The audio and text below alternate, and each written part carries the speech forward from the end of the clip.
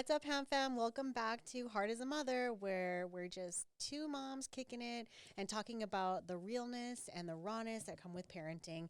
And as usual, I am Jizzy, and I'm joined by my lovely co-host with the sexy boots, Harlene. Hey, let me just tell you, even though I'm wearing sexy boots, they hurt like hell. Throw them up.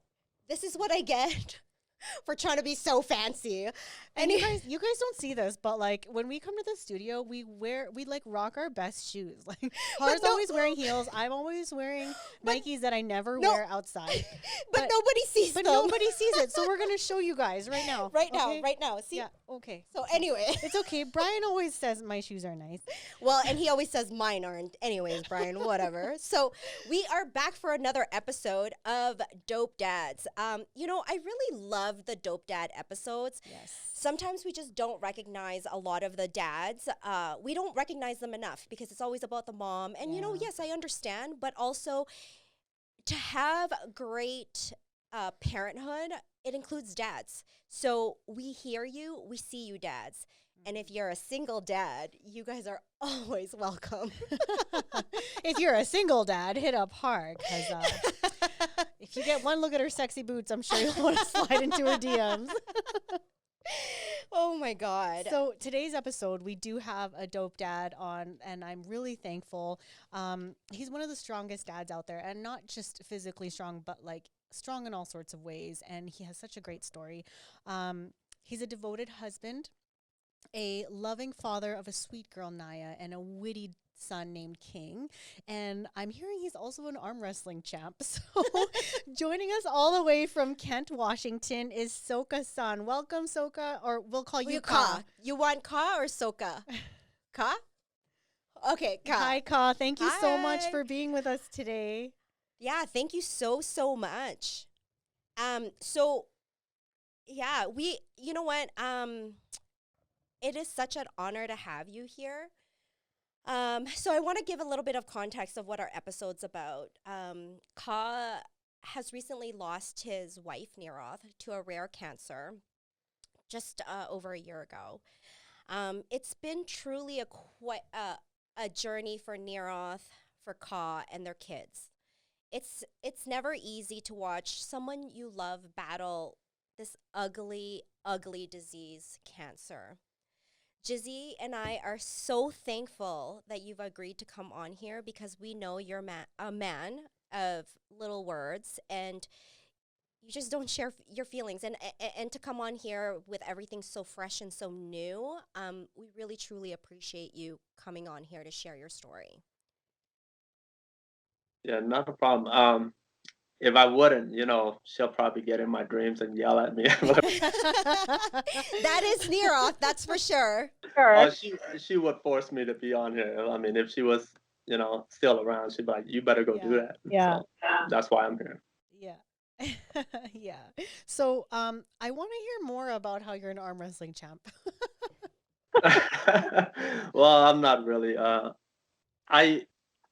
like in house parties, males when they Oh yeah. ever since I was young, when we're at a house party, a hotel party, doesn't matter where we're at. There's always some guy trying to arm wrestle each other, right? So I figured I'd give it a shot, and then soon enough, I just keep on beating people, even bigger guys that's way bigger than I am. I keep on beating them, and then eventually, of course, Nirorth forced me. She goes, "Hey, why don't you try to see if there's like some type of competition?" And so I Googled it, and then it was like 2 weeks later, there was this competition in Kelso, Washington, and she just kind of encouraged me to go do it. And then I went not knowing anything, just, guys just arm wrestling at house parties and and stuff like that.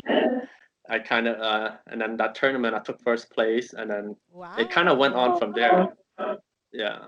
Nice. But I'm still an amateur. I'm not going to say like I'm a professional arm wrestler and stuff like that. Yeah, but you compete. So come on now. I don't know anybody that does arm wrestling and competes. Even if you're a self-proclaimed arm wrestling champ, that's good enough. I know that when I went out there and you guys had your daughter's birthday. So for those of you who don't know, Nirorth, Ka's wife, is a dear friend of mine. And I know that when we went out there, I was like joking when you guys had your daughter's birthday. And I was like, come on, Ka, let's do this arm wrestle. Like, it's just, I knew I could never beat you, but I probably was, a few shots deep in trying to arm wrestle Ka. Oh my God. So as Har mentioned, Nirorth is your late wife. I heard that you have a pretty crazy story of how you guys met. So why don't you tell us a little bit about that? Oh, okay. Well, it started out like, like I was single. I was dating, just talking to different people, and then one day I got this, because this is during MySpace. So I got That this is a long message. time, Ka. It is. I got this message from this, like it's like she's cute. So I'm just like, oh, okay. So and then I got to know her, and then I start checking up on her. I was like, oh, it's all the way in Toronto at that time. I was like, there's no way I'm gonna date somebody long distance. I was like, that's so far away. It's like I'm in one end, and then she's way on the other side. So I was like, nah. Like I told her, like, I can be your friend, and Friend zone. You know she wasn't gonna take the friend zone. You know that, right, Ka? oh no, well at that time I didn't know that. She's like, oh, okay, and then we just kind of still talk as friends, and then she'll call me up about car problems, and she'll call me about like UFC. At that time George St. Pierre was like the champ at that time, and she basically just knew my interest because I put it on MySpace, and then she was stalking you. That's what she was doing. That's how you do it now. You did the same thing. Did I really? I don't know. Sorry, Ka. Go ahead. Continue. No, it's okay. So we kept on talking, and then like I was gonna go. I had to go this my godbrother's wedding in Cambodia. So I went to Cambodia, and then I was over there just time. It was like, you're gonna get married over there, huh? I was like, I'm not gonna marry anybody in Cambodia. I was like, what are you talking about? Because that was like a trend during that time, like this was like in '08. And then I was like, nah, I'm just going there as a best man for my one of my godbrother. Anyways, I find myself keep on calling this girl like all the way in Toronto, and then I'm all the way in Cambodia. I'm still calling this girl. I'm like, what the, like what's going on? But like we was really just like a friend at the time. That's how I felt. Like I was really like I was like I'm not interested in dating anybody from long distance, because it's hard. You know what I mean? But after that Cambodia trip, during that time, I kept on calling her, and then I just kind of knew then, you know what I mean? It's like, you know what? Let's just give it a try. So when I came back, and that was like probably December, like middle of December when I came back from Cambodia. And then that February, I believe I flew down there to see her.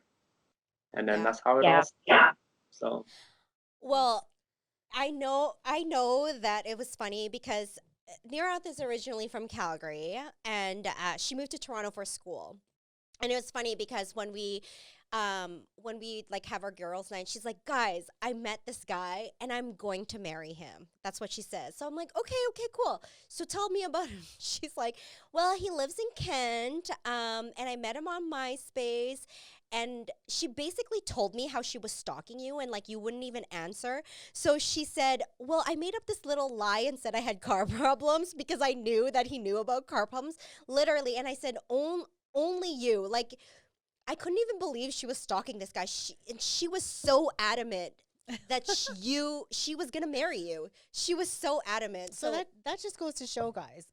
You slide into someone's DMs and you never know what's gonna happen. Like, she literally slid. She literally did. Yeah. She literally slid right in. Yeah. So I mean, if anybody knows, or obviously people don't know Nirorth, but for people that are watching that know her, they'll know that's nothing new or out of the ordinary because that's just who she is. Mm-hmm. If she wants something, she's definitely going to get it for sure. So 2 kids, marriage and 2 kids later.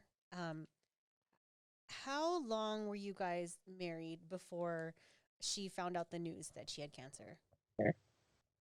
Uh, well, she found out in 2017. We found out in June. It was confirmed. The only reason why I remember this because this is like I was training to go to Vegas to for the arm wrestling competition. I was practicing pretty hard, and then I made plan to go to Vegas. I had my plane ticket booked, and some of my friends was gonna go with me. So I remember it was in June, and then when I went to the doctor's office with her to when after the surgery and all that to remove this. We first thought it was like ovarian cancer because it was like in her ovaries, and they end up having to have the surgery and remove it.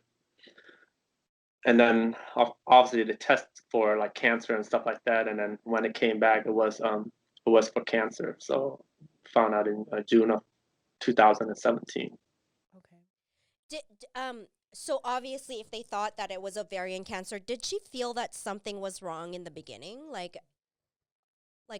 How did this all evolve? Like getting into the doctors, did she have symptoms? Like what was happening? Oh man, it was one of the oddest thing ever. She started complaining about being itchy. Like every night she would itch, and then at first we thought it was like maybe it's the laundry detergent. Like because that's the first thing, right? Yeah. Yeah. So we changed that, and then she kept on itching, and then her skin will start to blacken.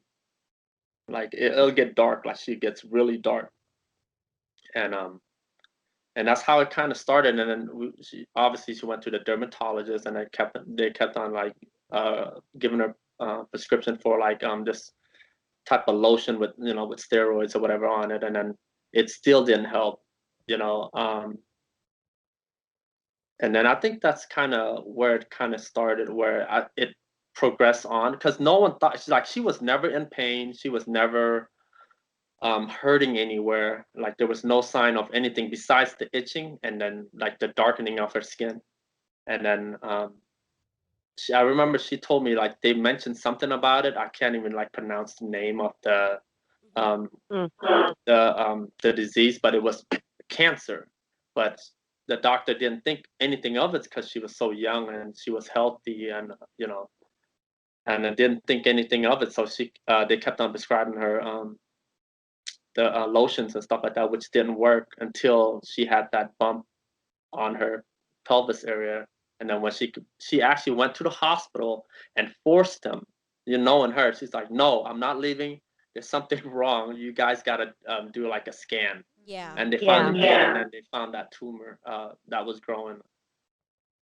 So what kind of cancer did it end up being? Well, it's still like an unknown primary, but they the doctor basically it was like intestinal, like from your large um, stomach to your like small intestine. It's like right there in between that. Hmm. That's where he think it came from. So Yeah, sorry. I know that this was something that was really rare, and when I heard the news, the first thing I did was Google it, and it said that it was a 10% chance of someone living within, I think, 3 or 6 months. It was like that, but she went on living for a good 2 years. Yeah. Um, Well, a little bit over, almost 3 years. Oh, sorry. Yeah. So a little bit over 3 years. When the doctor told you guys the prognosis, how did she take the news and how did you take the news? It's funny because my niece Jenny just moved in from with us from New York when she was done with schooling, and then um, so I think she just moved in with us for about a month into it, and then Jenny actually went to the doctor's office with Nirorth, and at that time she FaceTimed me when they were getting the answers, and then you know he's basically said that she had they're only trying to prolong it. You know what I mean? There was no cure for it, and she was like, "Fuck this shit. I don't believe it. Like I'm gonna beat this shit." Yeah. No one, that was just her attitude. Which is amazing because when someone hear that type of news, like they'll be crushed. But she's like, "No, I don't fucking believe it. Mhm. There's no way." Mhm. That was just like her straight up answer, and she's like, "Nope, I'm not taking this, and I'm gonna beat this shit." Well, And then I'm over there on the other side of the FaceTime. I'm just like, "What the fuck's going on?" Yeah. In shock. But but yeah. but yeah, after having been to the dermatologist and they told her it was something with her skin, like I don't blame her for feeling that way because if other doctors were wrong about that, then they could have been wrong again, right? So I probably would have said the same thing.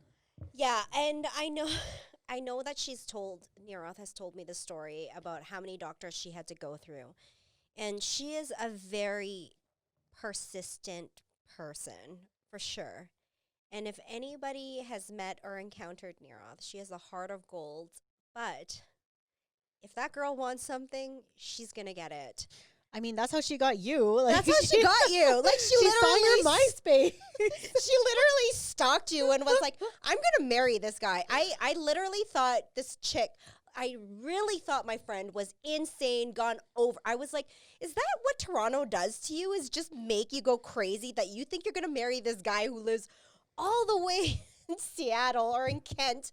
Yeah, no. But it was just funny because all of a sudden you guys were getting married when she told me. She's like, yeah, and then I was actually meeting you. You came down to Calgary, and then all of a sudden you guys were getting married, and I said, oh shit, like if I need something, I'm gonna make sure she's on my side to get shit done for me. right.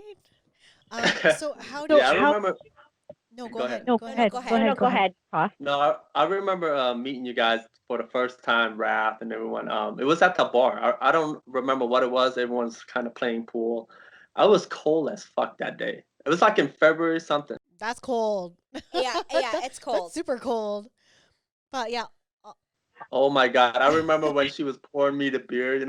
I forgot somebody said something to her like, Jesus. She doesn't even know how to pour beer.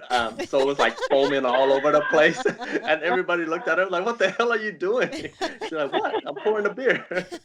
well, I was also just telling Ka that all my memories with Nirorth were at the bar, but she's just so much fun to hang out with. Well, I mean, I always used to tell Nirorth the reason why I had my baby Jaden. He's not a baby anymore, is because of her. Like literally, she'll text me and she'll be like, "Hey, I'm coming over," and like 2 seconds later, my doorbell's ringing. I was like, "You said you were coming over. You're literally already at my door." Like she's just super persistent, and if she wants something, she's totally gonna get it. Like that's just who she was. So how did you guys? Yeah. Yeah, definitely. So how did you guys sit the kids down and kind of tell them what was going on? Did you tell them right off the bat that, hey, there's a possibility that mom's really sick. There's a possibility that maybe, in the future, maybe she won't be here, or like, how did you take that news and kind of just break it to them without, giving them too much hope or not giving them enough hope? Like, how do you have that conversation?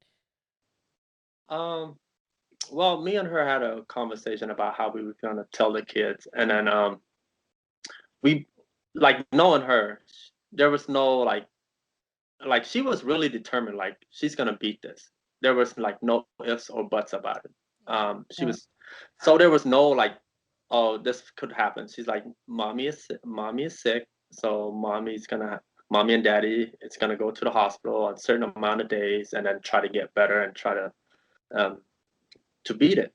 And that's how she basically worded. There was no this could happen, if it goes bad, this or that. She was really determined to beat the cancer. There was no doubt in her mind that she would. So, So was there a point later on where you had to tell the kids otherwise? Like I'm not really sure of how this whole thing evolved and how towards the end and how bad it got. So like tell us how that happened. like we never had a conversation, to be honest, about um, even though when she was getting kind of worse, we never had a conversation with the kids or anything like that about what could possibly happen, because there was she always had like a glimmer of hope on something. I mean, she was trying like everything. She was trying juice and all types of stuff. I mean, we went down to Minnesota to get like a second opinion to the Mayo Clinic. We pretty much turned over all rocks and leaves, and tried pretty much almost everything that there was. But unfortunately, um, it didn't work, and she passed. And then that was probably one of the hardest moment is having a conversation with my kids about that. And then I had to wait until Melissa get here. When the day when um, Nirorth passed, I Yeah. had to wait until Melissa get there, and then just kind of sit down and had a talk with the kids.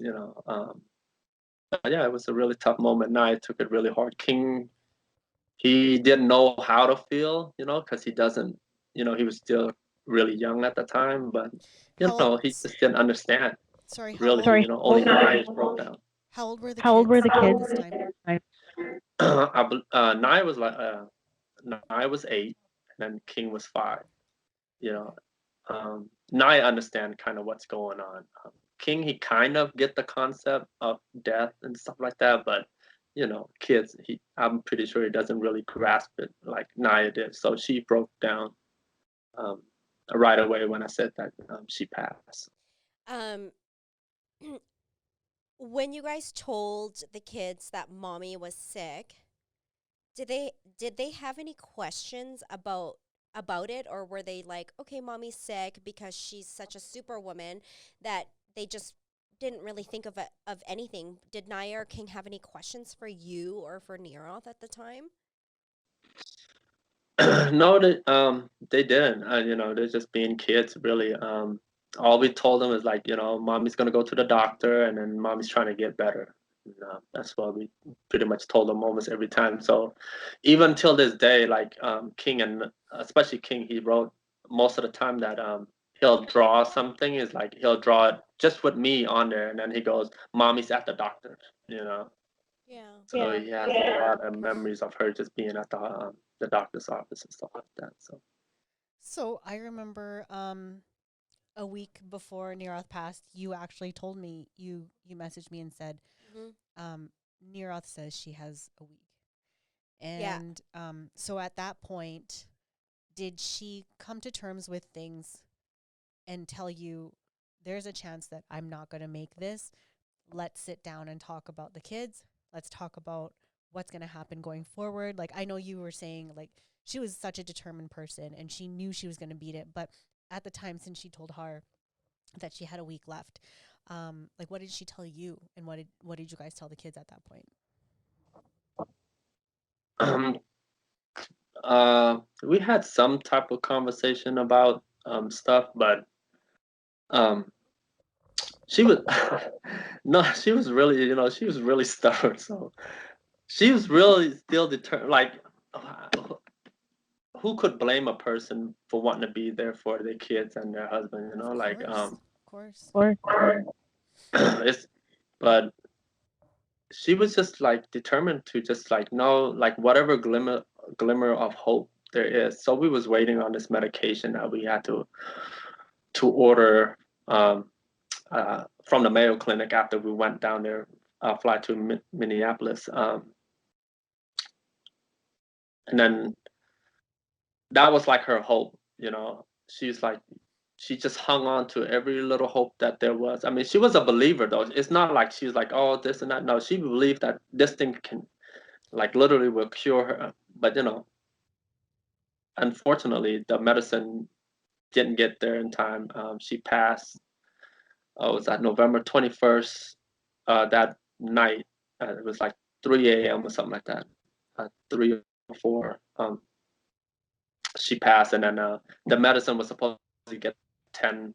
But even though if she would have got the medication, like the chemo treatment, there was no way that it's gonna work right away. You know what I mean? Chemo treatment takes like a month until it kind of progressively push or make the cancer smaller and stuff like that. So Yeah. I mean, it was tough overall. I like even at the hospital in the hospital bed that night or the day before, I had to ask like, hey, I know this is uncomfortable, but just in case something does happen. Or like, what do you want? Like, do you want to be cremated? Do you want, like, I was like, are you worried about anything else? Are you worried about the kids? You know, is there anything that you want me to do to make you at ease? Like, to don't worry. She goes, she said she wants to be cremated. And then, but besides that, like, she wasn't worried about the kids because she said that she knew that I had them. So she wasn't worried about that. So. Do you think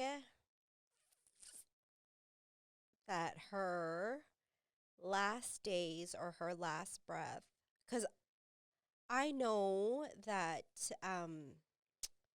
when we went to go visit her the first time we knew, she actually had known for months until she told all of us. And when we did come down to visit to surprise her, she actually said that she was actually glad that she's the one who got the cancer. And the reason why is that because she knew she could beat it and she was strong. She didn't want her mom. She didn't want her sister to have it. She didn't want any of her girlfriends to have it. But she was glad that it was her because she knew she could fight it. Was there any time before her last breath that she actually came to terms that her time was up? No. She went down swinging. And and I think that's one of the reasons why I love her so much, because she wasn't a quitter. Yeah. And it sounded like because she didn't voice those opinions of what she wanted after she was gone, because you said she didn't want to accept that, it sounded like she just had her full trust in you. Like, I feel like just because she didn't say anything, because she didn't have any last requests or whatever, she absolutely had full trust in you and knew that you were just going to be okay.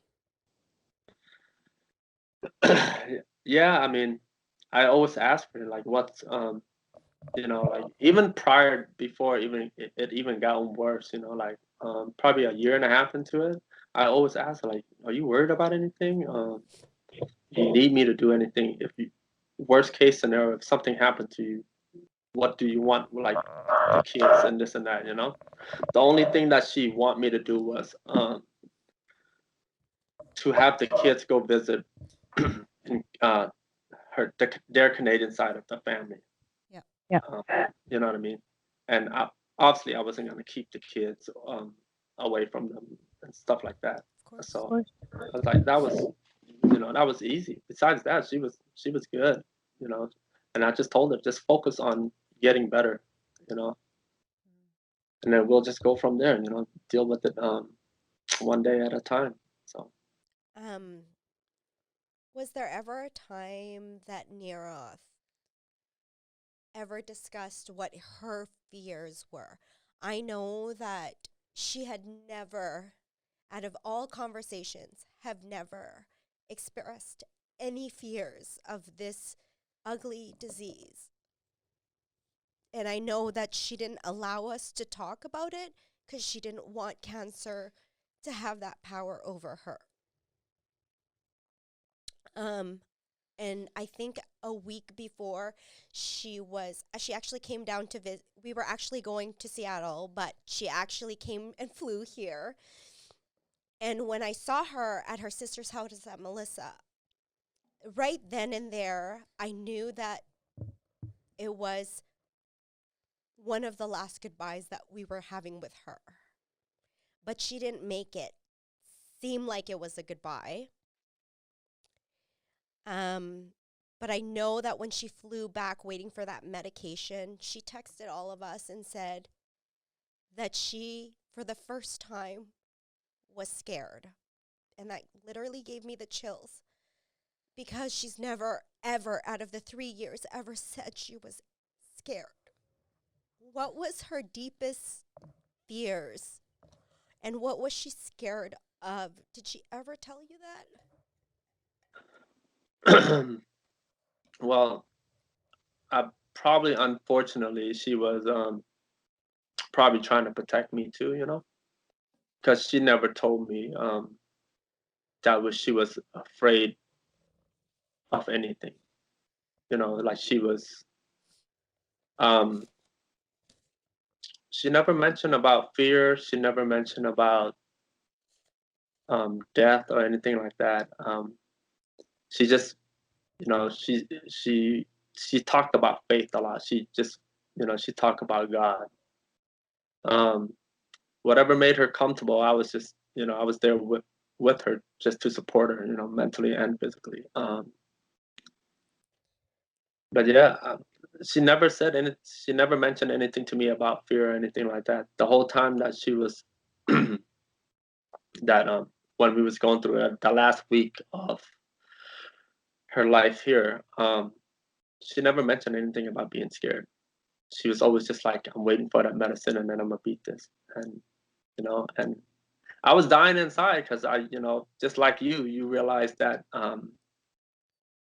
it's probably one of the last time you'll see her. And then I can see that too, but I wouldn't, how could you even say anything to anyone, someone that you love? I could never take that hope away from her. So I just kind of be there and support her and just like, yep, you got this, and just kind of dealt with it day by day. So, So let's talk about life after Nirorth. What was the hardest part about your transition to a single dad?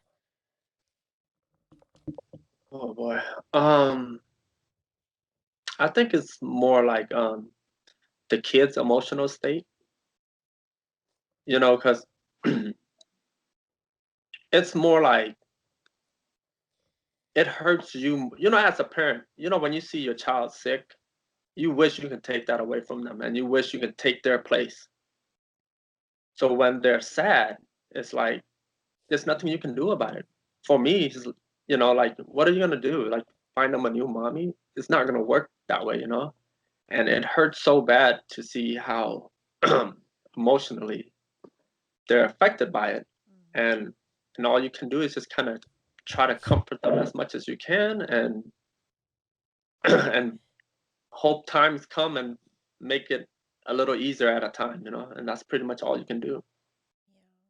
Yeah. Obviously with COVID, because there was a lot of. Sorry, guys. I knew that today was probably gonna be one of the hardest episodes I had to deal with because it is still super super fresh. With COVID happening, a lot of people self-reflect on a lot of things in their life. How are you and the kids coping, especially when there's a lot of being at home and being silent? How are you guys how are you doing, Ka and the kids? Well, it's just like anything. You just have to. I know it's gonna be corny, like, oh, you just take a day at a time. I mean, there's gonna be like a couple really hard days, and then there's gonna be like maybe an hour of good in it. But you just take it as it comes.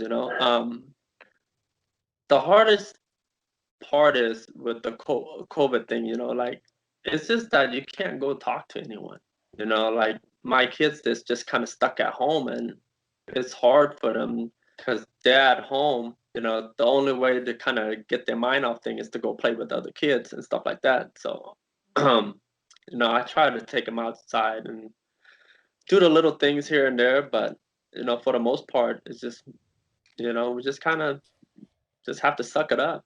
I mean, COVID does sucks, but even through all of this, I'm just thankful that I got good support system here. I must say I really have good friends and family here, and even you guys. Like when I was having my hard moments, out of nowhere, it's almost like a sign where I think you hit me up on Messenger, and then Wrath hit me up. It was just random. It's one of my like lowest points. You know what I mean? But it's almost like Nirorth is kind of watching over me. Yeah, she's definitely making sure you guys are okay with these little signs. And it's really great to hear that you have the emotional support, because right now I think everybody in this entire world can agree that COVID is just, it sucks. It really sucks. And it doesn't matter what part of what you're going through in life, like it sucks. So in an episode that we did not too long ago, we talked about grief and the 5 stages of grief, which are denial, anger, bargaining, depression, and acceptance. So there's such a controversy surrounding it because a lot of people don't feel these things. And if they do, they're probably not in order. So, they read about, oh, these are the 5 stages of grief. Why don't I feel this? Or why am I feeling this way? Some people don't even feel it at all.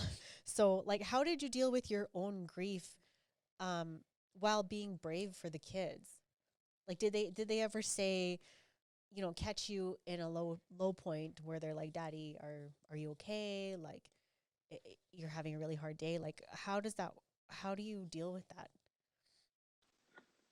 Well, it's funny because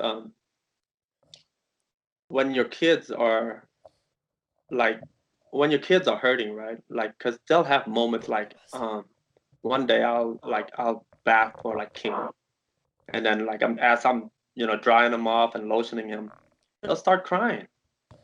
I'm just like, instead of like feeling sorry for whatever my feelings and myself or whatever state, you just kind of jump into this parent mode, like, hey, what's wrong, buddy? And then it just broke down. It's like, I miss mommy. And I was like, oh, it's okay. What else can you say? Like, no, I just told him, like, you'll be okay. Like, it's okay. It's okay to be sad right now. You know, like, I miss mommy. And then, it's okay to cry. I always tell him, like, it's okay to cry. It's okay to miss mommy, because, like, I miss them too. But then I always tell him, like, when you feel happy, it's okay to be happy too, just because sometimes kids will feel guilty for being happy, you know what I mean, without their mom around and stuff like that. So I always tell them, like, it's okay to be happy. Someday when you feel happy, it's okay to be happy. Don't feel bad for being happy. It's like mommy will want you to be happy. Yeah, Yeah. exactly. Uh, um, so I know that after Wrath, or sorry, for some reason I keep calling her Wrath because they're best friends. Nirorth. I know that we were all, you know, we knew that she was hanging on for her life, and we were all ready to all jump on a plane. That day when Jenny actually texted us and said she was gone, like we were all on standby, ready to get to Seattle just to see her because we wanted to have last conversations with her. Um, and then obviously it was a dreadful week because you guys had her funeral, and for us to sit back and wait for her to arrive here. And then seeing you for the first time, you, I knew, like, obviously it hurts to lose the love of your life. But when I saw you at her funeral, I literally couldn't even speak. Even when they asked me to speak, I just couldn't speak. Like, I couldn't even speak for 2 weeks because I just wanted to be alone. And then when I saw you, you didn't even shed a tear. I know that we had a conversation, and I I always wonder how you are keeping everything together. Was there ever a point in time where you just had to shut the door and say it really sucks so bad and you just had to let it out and cry?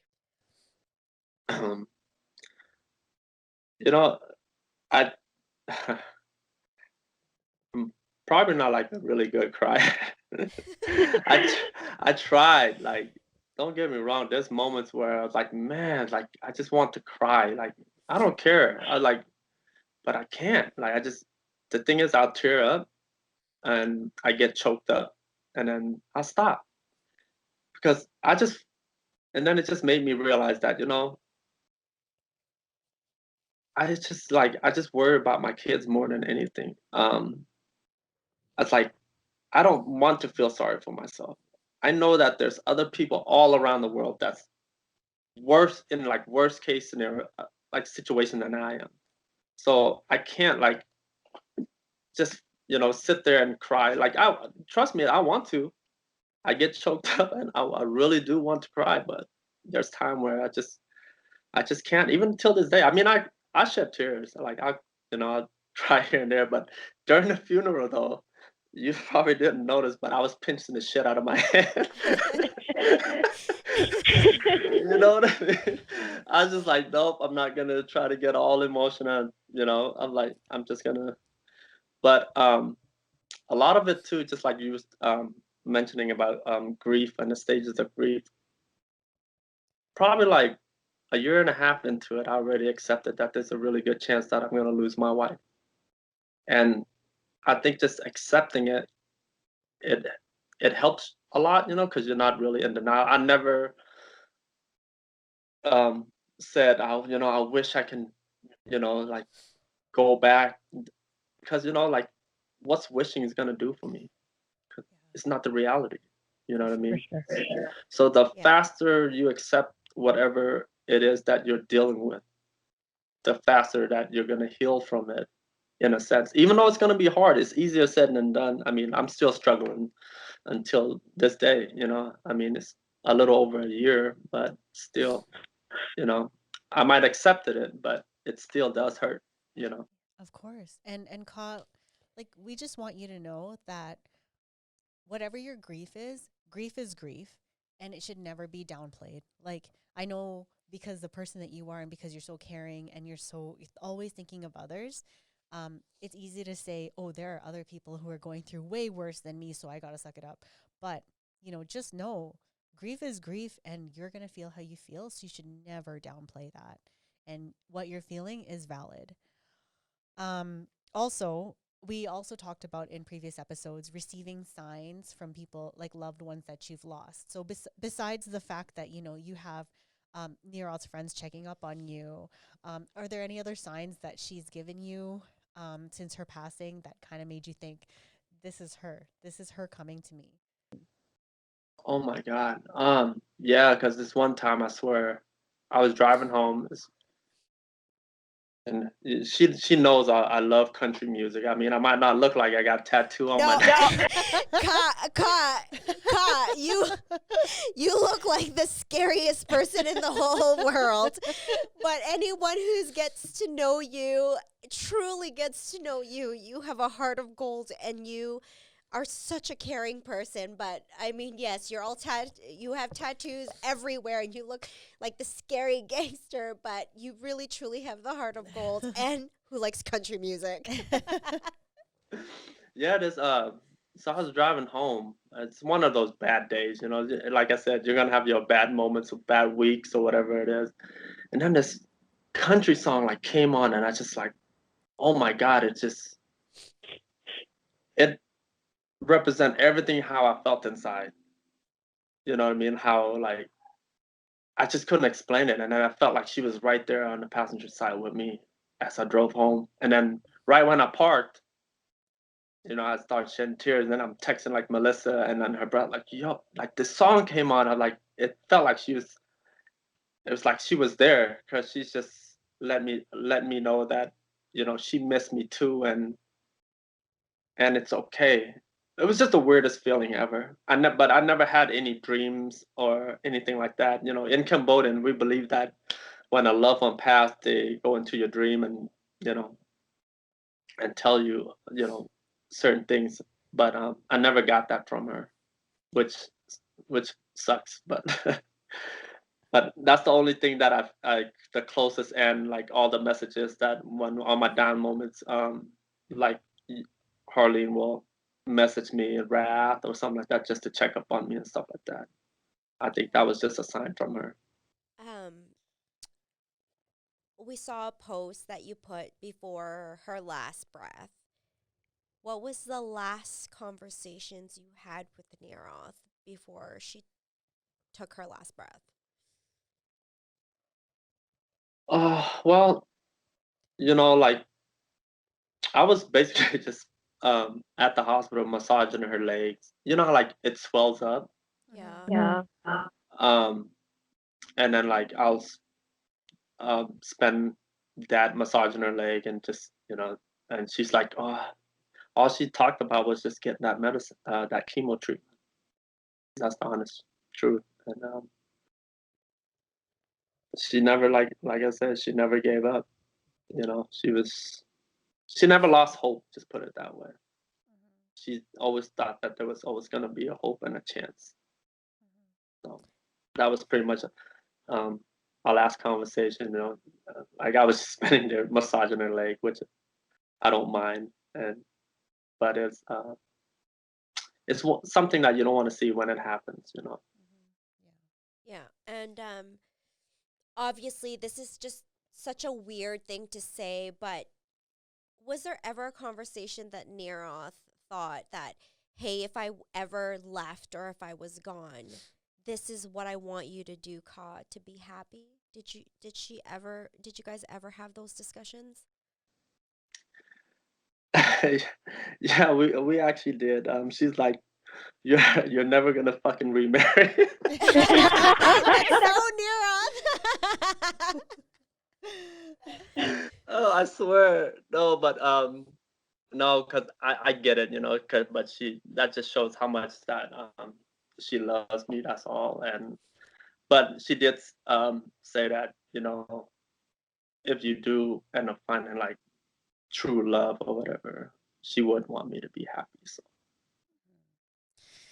So this is going to be your second Christmas without Nirorth and the kids' second Christmas without their mom.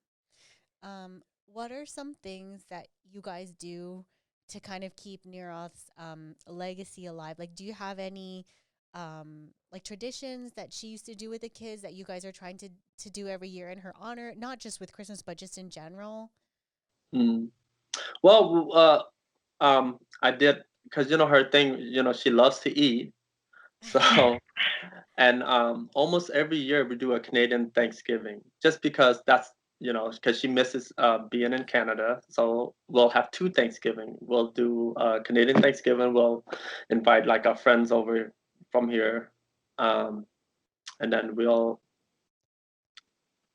also do like the American one. But and then one other tradition is Christmas tree. She always went and got a real Christmas tree every year.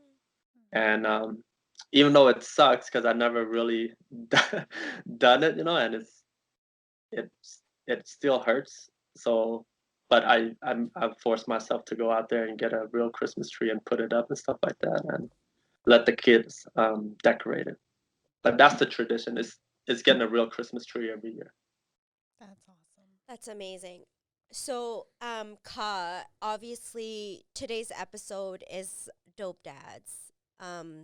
We actually asked your kids what they love about you as a dad. So I want to play something for you and let you know what Naya and King says, why they love you so much and why you're such an amazing dad. I'm just going to play it. Can you hear it? Always watches over us when he needs to. He always takes care of us. That's why I love Daddy. He's the best daddy I've ever had in the world. The great thing about my dad is because he got us an amazing dog. Sometimes he's in trouble and doesn't really like him sometimes, but he still loves him as much as he does. The great thing about my dad is that he lets us go on sleepovers whenever we want to, but sometimes he doesn't. He just says no sometimes because he wants us to make sure that we're safe and he has a better life than us. But I want Daddy to have a really great life that he has just like us. I want him to have a happy life with us, happy life with me, happy life with my brother, happy life with his family, and happy life with our reason dog. That you love Daddy, King. He sleeps with us and he lets us go on his even he protects us is us. What's another reason that you like about Daddy?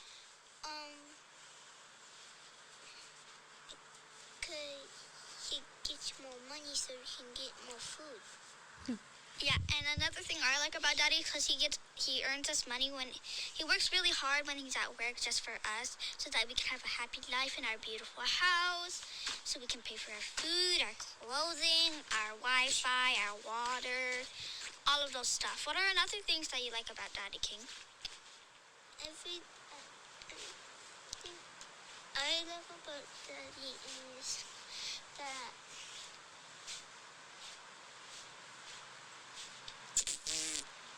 he helps us sometimes. Even he makes good food. Like yeah, that's what I said. Even he actually helps us with stuff. He helps us every day. Not actually every day. Actually, he does. He's our Dad King. He's the best dad in the world. So I'm here to make him something special. So obviously, we know that King is a little bit shy, but we know that you're doing an amazing job raising Naya and King. If there's a piece of advice you can give them too, what would it be? To Naya and King. Yeah. Yeah. Well, I would say use this unfortunate incident as a motivation because I don't know if you guys knew, I lost my mom from cancer also when I was a teenager. I was 14 at the time, 14 or 15. Yeah. But that always made me like it drive me. So I would tell them to use like their misfortune as a motivation to get what they want, to keep on pushing forward, to prove that you can change something, just from a bad, what just trying to say, like a bad experience that you've gone through, you can make it into like a positive one. Yeah. Yeah. Yeah. And just from seeing that video, I mean, you must know that you're doing something right in these kids' lives because they really appreciate you and you're doing a really good job. Well, thank you. I mean, it's still a learning curve, right? I mean, they're still young, so we'll see how it goes when they're teenagers. Well, I think everybody dreads that moment when they're teenagers. Ka, I hope you give yourself some credit to everything that you've gone through and to everything you're doing for the kids. Like, I hope you truly, truly give yourself credit because I truly believe that you and Nirorth were supposed to be meant to be in each other's lives. Like, I truly mean that. Like, I mean, from her stalking you and everything else. I really, truly feel like you guys were supposed to be meant for each other. And I hope that you realize what amazing job that you've done. If we haven't told you enough or no one's told you, I hope you truly know that. Thank you. I believe that me and her was meant to meet too. So even though it was a short time span, I mean, it made me appreciate a lot of stuff more in life. You know what I mean? So. Well, and you have your two beautiful kids. Good. So Oh. No, yeah, I'm very fortunate. I'm still very blessed to have my two kids, and they're healthy. So yeah. that's what's important. So I know that we could probably talk forever about Nirorth and the love story you guys have, but unfortunately, we are almost out of time. And again, Ka, I want to thank you. Sorry, I need a moment. I want to thank you for holding the fort. And I know I've told you this before, that I want to thank you for loving my friend unconditionally and showing her what true love really is. And that you guys, the two of you, were meant to be for each other. And I know that Nirorth would be so proud of you. And I know right now she's listening and she's so proud of you. But before we go, you had wrote, you thanked Nirorth for a lifetime of wonderful memories, for your beautiful kids, and believing in you and making you a better man every single day. I know she's listening. I'm so sure of it. What would you tell her today about you and the kids? Oh man. Um, I would tell her that the kids miss her every day. Um, there's no woman alive that's gonna replace her,